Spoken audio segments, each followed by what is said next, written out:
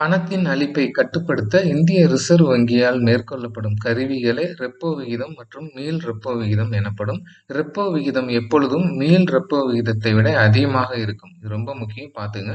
Repo rate அப்படின்னா என்னன்னா, வணிக வங்கிகளுக்கு மைய வங்கி குறுகிய கால கடன் வழங்கும் போது விதிக்கும் வட்டி விகிதமே ரெப்போ விகிதம் எனப்படும்.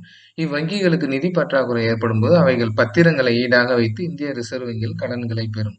அந்நிலையில் விதிக்கப்படும் வட்டி விகிதமே ரெப்போ விகிதம். பண விகித வீக்கத்தை கட்டுப்படுத்த ரெப்போ விகிதம் அதிகரிக்கப்படுகிறது.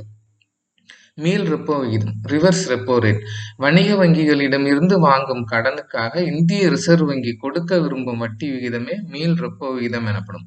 மீள் ரெப்போ விகிதத்தை உயர்த்தினால் அது வணிக வங்கிகளுக்கு லாபகரமான வட்டியாக மாறும். ஓகே, இதனால பாத்தீங்கன்னா அந்த பணத்தின் உயர் பாதுகாப்பு கிடைக்கிறது. வணிக வங்கிகள் தனது வாடிக்கையாளர்களுக்கு கடன் கொடுப்பது குறை